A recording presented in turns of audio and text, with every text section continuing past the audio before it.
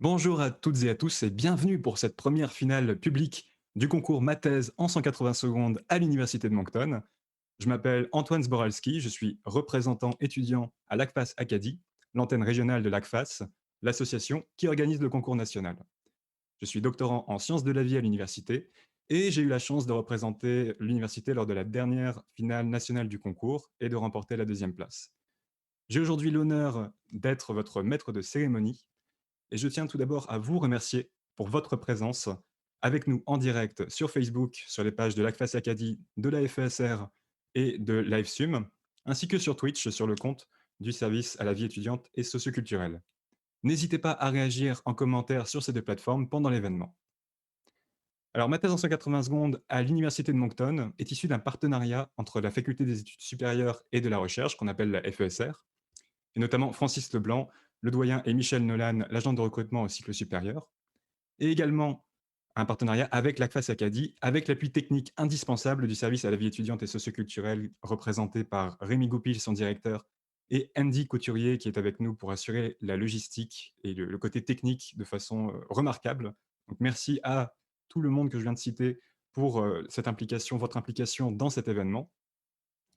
La Faculté des études supérieures et de la recherche est responsable des activités et des programmes de cycle supérieur à l'Université de Moncton, mais également est responsable de l'appui aux activités de recherche. Elle encadre 35 programmes de maîtrise, donc 24 sont surtout axés sur la recherche, ainsi que 8 programmes de doctorat. Les étudiantes et étudiantes qui poursuivent leurs études de cycle supérieur sont aussi admissibles à des bourses, et l'Université de Moncton offre des installations de recherche qui permettent de mener des travaux de pointe dans de nombreux domaines dont vous allez avoir un aperçu dans quelques instants. Si vous souhaitez obtenir plus d'informations sur ces programmes et sur les bourses disponibles, n'hésitez pas à contacter la FESR. L'ACFAS Acadie, qui est encore peut-être inconnue pour beaucoup de gens ici, c'est l'une des 5 sections régionales de l'ACFAS, l'Association canadienne-française pour l'avancement des sciences. Et cette section vise à promouvoir la recherche, l'innovation et la culture scientifique en français dans les 4 provinces de l'Atlantique. Elle est animée par des bénévoles du monde académique et au-delà, avec le soutien actif de l'ACFAS au Québec. Je salue au passage les membres du comité de direction de la section, dont l'implication cette année a été mise à rude épreuve, alors qu'on était en train de relancer la section. Merci la pandémie. Donc, l'ACFAS Acadie vise également à soutenir la relève en recherche, et notamment à travers le concours qui est organisé aujourd'hui. Et dans le cadre de ma thèse en 180 secondes, un appel est lancé à l'ensemble des établissements supérieurs du Canada afin que chacun organise un concours interne, ce que nous faisons aujourd'hui pour l'Université de Moncton. La lauréate ou le lauréat qui sera choisi, sélectionné, représentera l'établissement, donc représentera l'Université de Moncton à la finale nationale qui se tiendra à distance le jeudi 19 novembre prochain.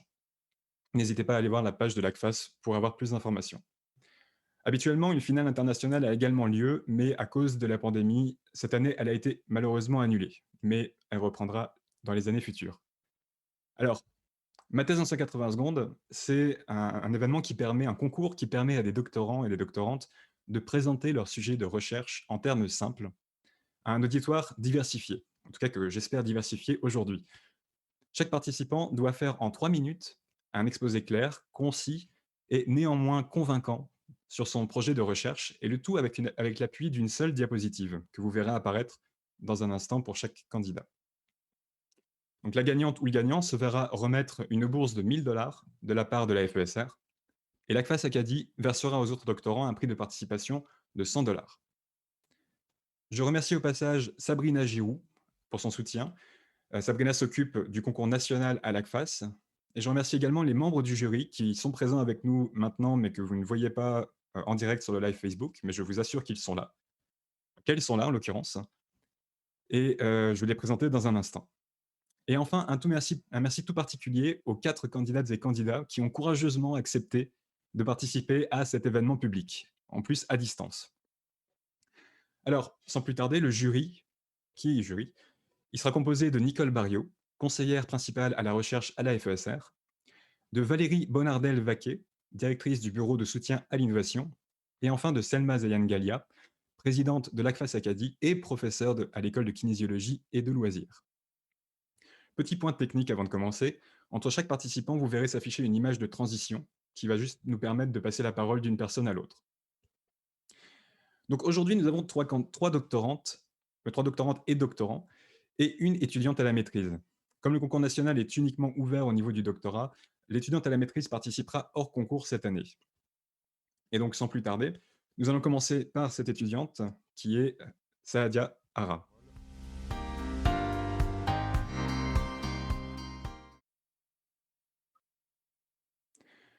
Donc, Ara Saadia est étudiante à la maîtrise en études de l'environnement et va nous parler de la cartographie interactive pour mobiliser les connaissances sur les impacts cumulatifs de l'exploitation des ressources naturelles. C'est à toi.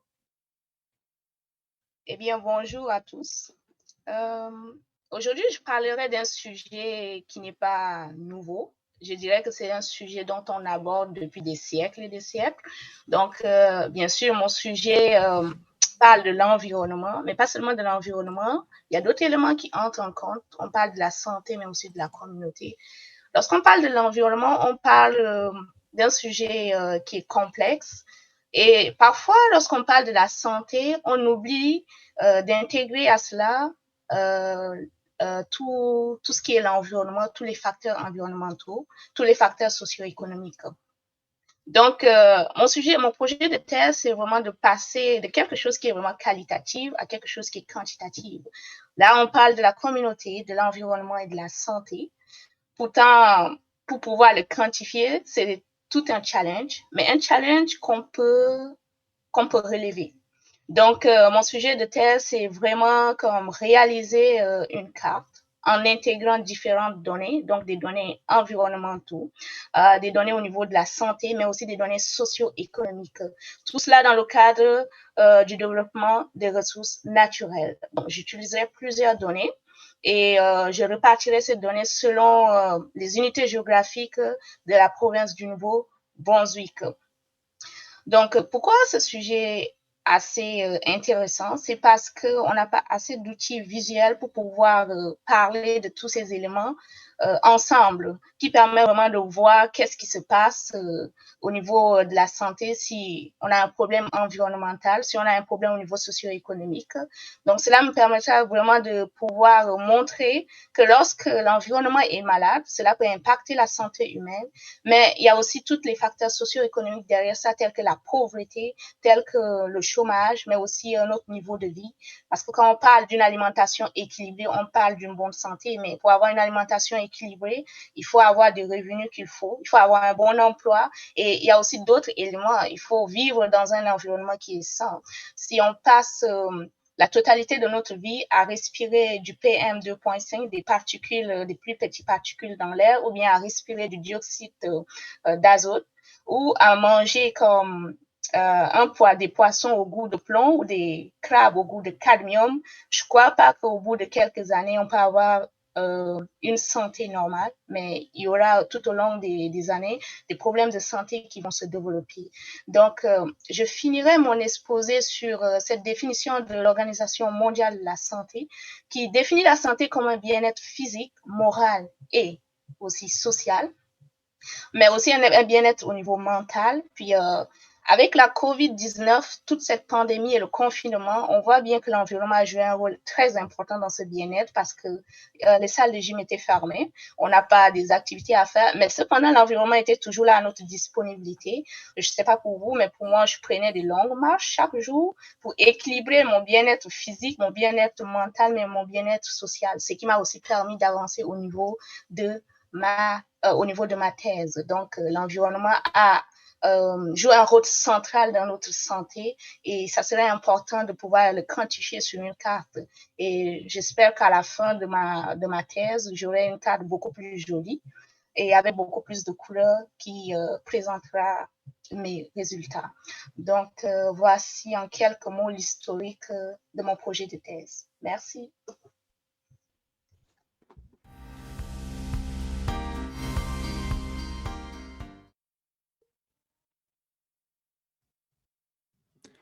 Merci beaucoup, Saadia, pour ta présentation. On passe maintenant à Marie-Hélène Marquis, qui est au programme de doctorat en éducation. Son sujet s'intitule « Le passage vers la parentalité en contexte francophone minoritaire, la voix des passeurs culturels ». Marie-Hélène, c'est à toi. Bonjour. Voulez-vous des enfants? Vivez-vous dans une région où votre langue est minoritaire? Si vous avez répondu oui à ces questions, peut-être vous êtes-vous demandé comment vous alliez faire pour leur transmettre votre langue maternelle. Imaginez que vous habitez au Nouveau-Brunswick et que vous attendez votre premier enfant. Votre partenaire est d'origine suédoise et vous avez pris l'habitude de vous parler en anglais. Dans votre région, une personne sur 3 serait francophone. Parmi ceux-là, un couple sur 3, dont vous, serait exogame, c'est-à-dire que les conjoints ne partagent pas la même langue maternelle. Vous vous questionnez. Vous êtes persuadé que si vous parlez toujours français à votre enfant, il développera un fort attachement à cette langue. Mais qu'en pense votre conjoint? Voudra-t-il lui enseigner le suédois et l'anglais dans tout ça? Des parents vont choisir d'enseigner leur langue maternelle à leurs enfants et d'autres non. Certains y accorderont peu d'importance et d'autres encore, malgré toute la détermination du monde, n'y arriveront pas. Comme une pâte à pain qui n'aurait pas levé. Je m'intéresse aux perceptions de futurs parents liées à l'usage des langues et à ce qui les motive à vouloir transmettre ou non leur langue d'héritage. Comparons la motivation à de la levure. Qu'on veuille cuisiner une baguette française, un muffin anglais ou une brioche suédoise, on aura besoin de levure pour y arriver. Sans cet ingrédient, il serait difficile que notre pain ne gonfle. Or, la transmission réussie de sa langue maternelle, un peu comme le temps nécessaire pour qu'une pâte à pain gonfle, dépendrait de plusieurs choses. La quantité de levure utilisée, la motivation, mais également la température ambiante, soit l'environnement, et la méthode de travail, ou l'utilisation qu'on fait de cette langue. Je m'explique. On présume que les expériences de vie des parents et leur comportement lié à la langue, qu'ils en soient conscients ou non, auraient une influence sur les choix qu'ils vont faire pour leurs enfants. Ces choix seraient aussi teintés du support éventuel de leurs conjoints, de leurs amis et de la communauté dans laquelle ils vivent. Et tout ça aurait un impact sur la façon dont les enfants s'imprègnent des langues de leurs parents. Mon étude se distingue des autres par le fait que je vais interroger des futurs parents avant la naissance de leur enfant, pendant qu'ils sont encore en processus de réflexion, pour connaître l'utilisation qu'ils font des langues au quotidien et ce qu'ils ont l'intention d'en faire une fois leur bébé arrivé. Le recueil de certaines histoires de vie va ensuite me permettre de mieux comprendre leur vision du monde et comment ils comptent communiquer avec leur bébé. Même si la pandémie rend mon recrutement un peu ardu, je suis convaincue que d'aborder une réalité si sensible conduira vers une plus grande tolérance envers les différentes communautés linguistiques de notre société. Merci.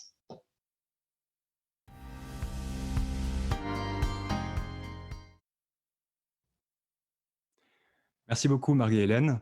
On passe maintenant à la candidate suivante, qui est Laurie Ménard. Laurie est doctorante en sciences de la vie et elle travaille sur la plasticité du déplacement et de l'utilisation d'habitats chez l'aigle royal en Amérique du Nord et effet avec délai sur le succès reproducteur. Laurie, c'est à toi. 1, 2, 3, top. Imaginez-vous dans ma situation. Une étudiante dont le portefeuille reflète les 10 dernières années d'études postsecondaires. Pour réduire mes dépenses, je me rends à l'épicerie la moins chère en utilisant le trajet le plus court. L'autre jour, je me suis retrouvée devant un bouchon de circulation. J'avais plusieurs options en tête. Option 1, prendre un détour. Option 2, me rendre à une épicerie plus près mais qui est aussi plus chère. Et option 3, attendre et tenter de passer à travers le bouchon de circulation. En vérité, ce que je cherche à vous introduire, c'est le concept de plasticité comportementale. La plasticité, c'est la capacité d'ajuster son comportement face à un changement dans l'environnement. Dans mon exemple, un bouchon de circulation est prévu. Mais ce qui nous semble évident ne l'est pas toujours dans le monde animal. Prenons un aigle royal. L'aigle royal, tout comme moi, va utiliser le trajet le moins coûteux, donc le plus court, vers un habitat de chasse de bonne qualité. En réduisant l'effort alimentaire, l'aigle pourra nourrir son jeune et le voir grandir jusqu'à l'envol. Mais qu'arrive-t-il si celui-ci rencontre un obstacle qui traverse son chemin? Par exemple, le nouveau développement d'un site éolien. Est-ce qu'il sera plastique, va contourner l'obstacle ou peut-être changer d'habitat de chasse pour un habitat plus près, mais de moins bonne qualité? Ou utilisera-t-il le même trajet, zigzaguant entre les pales au risque d'entrer en collision avec celle-ci? Mon projet cherche donc à déterminer 3 choses. 1. Si les aigles sont bel et bien plastiques donc en capacité d'ajuster leur comportement face à un changement. 2, quelle sera la nature de ces ajustements? Est-ce que c'est un contournement ou plutôt un changement d'habitat de chasse? Et 3, je vais regarder comment les ajustements affectent la survie des jeunes poussins. Malheureusement, il n'existe pas d'option parfaite. En effet, en changeant de comportement, l'aigle augmente les coûts et le temps dédié à la chasse et met à risque les chances de survie de son jeune poussin. Alors qu'en utilisant le même trajet, l'aigle met à risque sa propre survie. Tout comme une option plus coûteuse mettrait à risque mes chances de graduer. L'aigle royal n'est pas qu'un simple modèle d'étude. Au Québec, c'est une espèce à statut vulnérable qui est en déclin depuis le début du 20e siècle. Alors qu'on devrait le protéger, de plus en plus de structures humaines se développent au sein de sa région de reproduction et mon projet semble déjà déterminer qu'il y a un certain évitement de certaines de ces structures par les aigles royaux. Ultimement, cela pourrait affecter la survie des poussins et mener la population à décliner encore plus. Mon projet permettra donc de récolter l'information nécessaire sur la plasticité de l'aigle royal et sur les habitats à protéger pour conserver la population. Je vous laisse donc avec cette simple question. Et vous, quelle option prendriez-vous?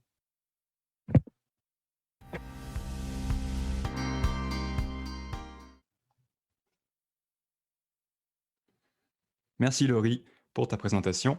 On passe maintenant à notre dernier candidat.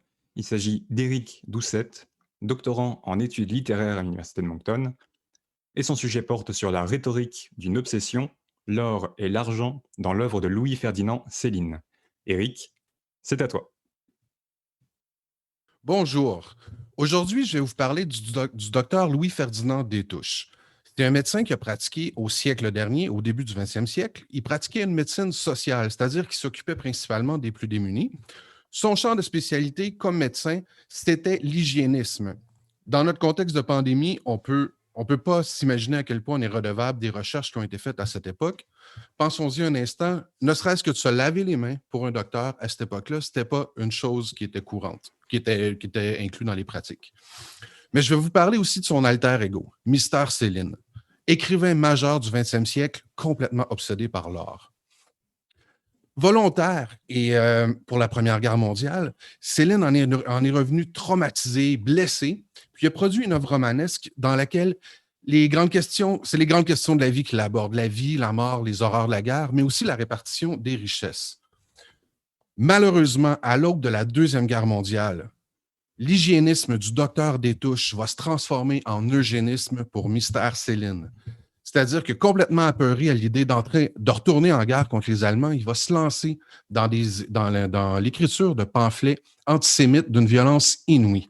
Dans ces pamphlets-là, il va utiliser la figure du juif comme étant responsable de la propagation des maladies, mais surtout de la concentration des richesses.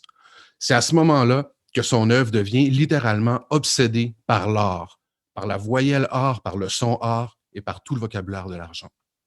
Maintenant, j'aimerais mettre de côté le mythe du Dr. Jekyll et Mr. Hyde, puis j'aimerais ramener Céline à une échelle plus humaine. On a tous un ami ou un oncle qui serait prêt à venir nous aider en plein milieu de la nuit, peu importe le trouble dans lequel on est, mais qui, dans sa bonne humeur, ne peut pas s'empêcher de lâcher une petite blague sexiste ou une petite blague limite. Comment est-ce qu'on doit réagir devant une personne qu'on aime qui tient un propos détestable? Bien, soit on rejette la personne, soit on tend l'oreille. Si on tend l'oreille, c'est pour mieux décortiquer le discours, trouver des failles et ensuite sensibiliser.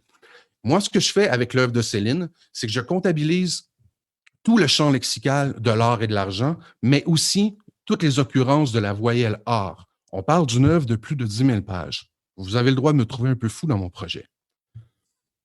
Comme avec notre ami ou notre oncle qui tient des propos limites, appelons-les comme ça, eh bien, moi, je suis partisan de dire qu'il faut écouter, mais écouter attentivement. Pas pour excuser, mais pour comprendre. Dans notre contexte actuel, si on regarde au Canada, comment on négocie les problématiques avec les Autochtones, ou si on regarde les Noirs aux États-Unis, les ennuis qu'ils ont en ce moment avec le Black Lives Matter, eh bien, moi, ce que je dis, c'est qu'on doit décortiquer le discours raciste afin d'éradiquer le virus de la haine, ne serait-ce qu'une voyelle à la fois.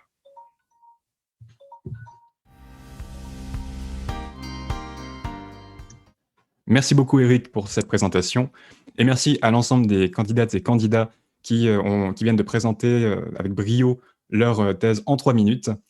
Je vais maintenant laisser le jury délibérer et on se retrouve dans quelques instants. À tout de suite.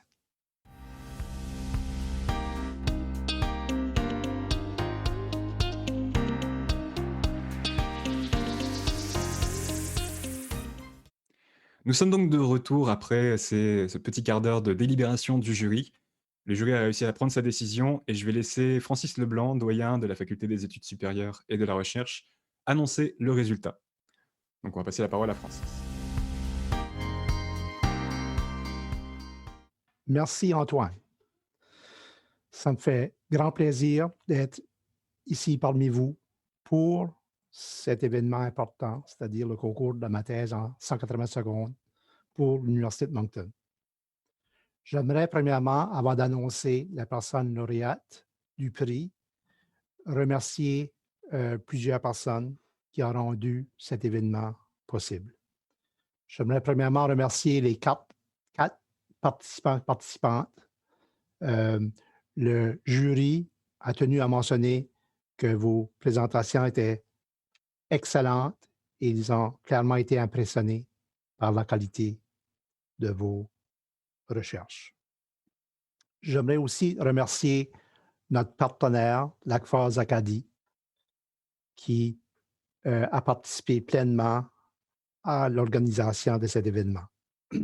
J'aimerais aussi remercier les 3 membres du jury, c'est-à-dire la professeure Zayan Gaillard, Madame Valérie Bonardel, directrice du Bureau de soutien à l'innovation, et Madame Nicole Barriot, conseillère principale à la recherche à la FESR. J'aimerais aussi remercier Andy Couturier et Rémi Goupil du service à la vie étudiante et socioculturelle, car ils ont été indispensables pour mettre en place toute la technique entourant cet événement Facebook Live. Finalement, mais pas les moindres, je veux remercier Antoine qui a animé cet événement. Antoine qui est un étudiant au doctorat en sciences de la vie, mais qui a aussi été instrumental dans son organisation. Et j'aimerais aussi remercier Michelle Nolan, qui est agente de recrutement à la FESR, qui était initialement cédulée pour être co-animatrice, mais pour des raisons techniques, elle n'a pas pu faire ceci. Donc, je voudrais la remercier également. Et aussi remercier Micheline Blanchard et Nathalie Boudreau de la FESR, qui ont donné aussi un appui à l'organisation de l'événement. Donc, merci à toutes ces personnes-là. Donc, finalement, ça me fait grand plaisir d'annoncer que la lauréate du prix, ma thèse en 180 secondes pour l'Université de Moncton, est Mme Laurie Ménard, étudiante au doctorat en sciences de la vie. Félicitations, Laurie. Laurie recevra une bourse de 1 000 $ de la FESR. Les autres participants recevront également des certificats et, pour certains, des prix de l'ACFAS Acadie. Je remercie et je félicite aussi les 3 autres participants pour leur excellente présentation. Merci beaucoup et à l'année prochaine et bonne chance, Laurie, au concours national qui aura lieu en novembre. Merci.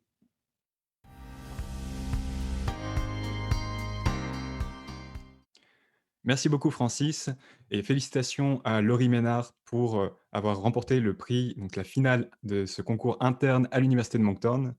Laurie, bonne chance pour ta performance au concours national. Et je remercie tout le monde qui nous a suivis, qui est resté jusque-là, donc il est 12h49. Merci à vous d'être restés aussi longtemps pour avoir le résultat de ce concours.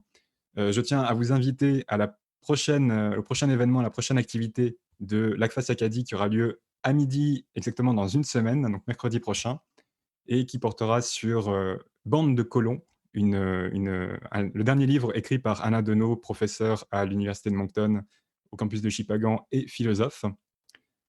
Je tiens aussi à vous inviter, si vous êtes étudiant ou étudiante à la maîtrise ou au doctorat et que vous comptez l'être, vous inviter à participer aux prochaines finales de ma thèse en 180 secondes, notamment probablement en mars. Ça reste inconfirmé, mais il y aura une finale l'année prochaine.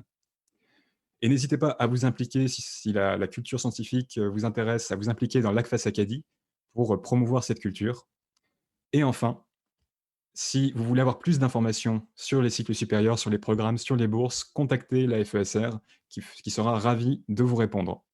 Sur ce, je vous souhaite une excellente après-midi et on se retrouve la semaine prochaine avec l'ACFAS Acadie et Alain Denou. Bonne journée.